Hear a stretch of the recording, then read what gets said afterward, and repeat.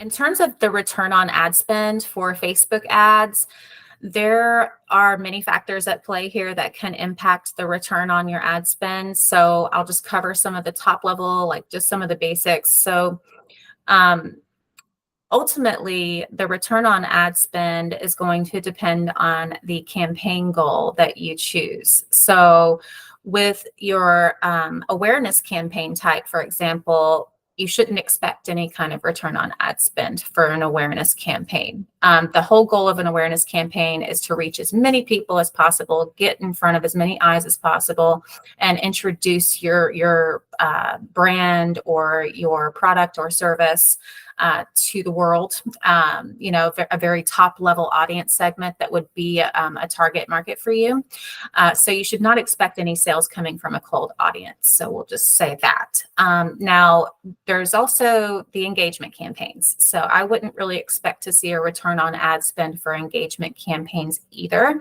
But of course, that can change too, depending on what engagement you're looking for. Like if you're looking just for shares of your post, so that more people are getting familiar with your service and product.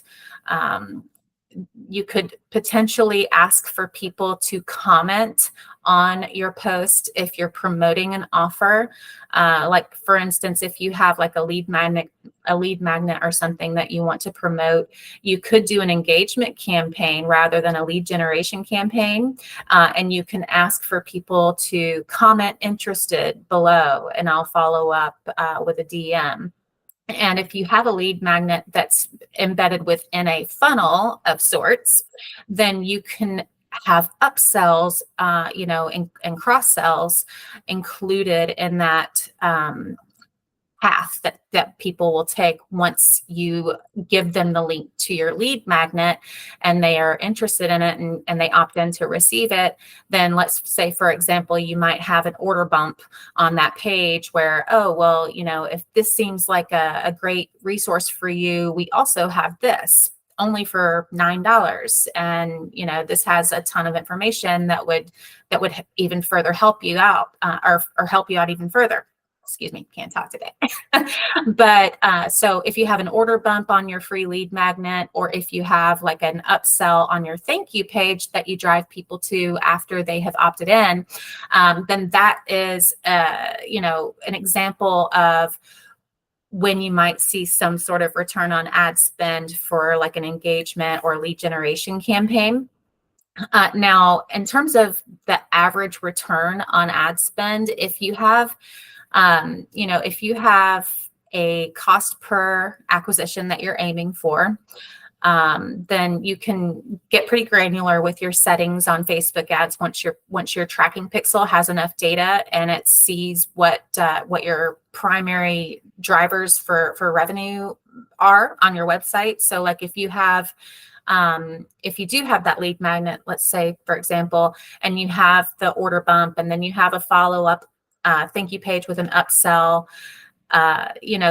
sometimes people can see upwards of 20 times return on their Facebook ad if it's a well-written ad and your strategy is down and you have upsells throughout that funnel for people to invest even more in whatever your product or service is than what you initially were promoting in the first ad that they saw.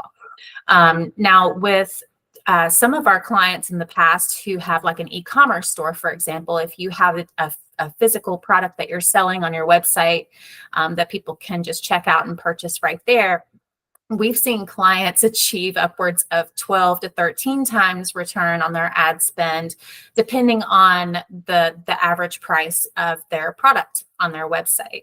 So you kind of have to look at all of these factors at play, figure out how much you're willing to pay for a lead, right?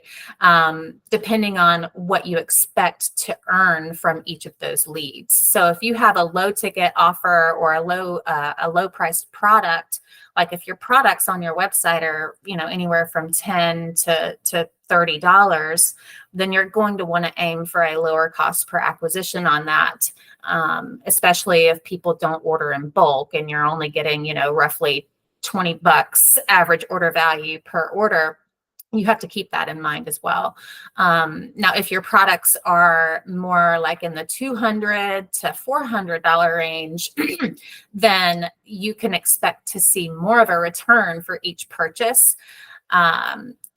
For each lead that does end up purchasing the product. So there's a lot of things that can fluctuate depending on your product or service and your offer, as well as depending on how optimized your ads are to increase these conversions and what the whole funnel looks like. So there's just a lot of factors at play on your return on ad spend here. We'll have to dive deeper into that topic in a different video.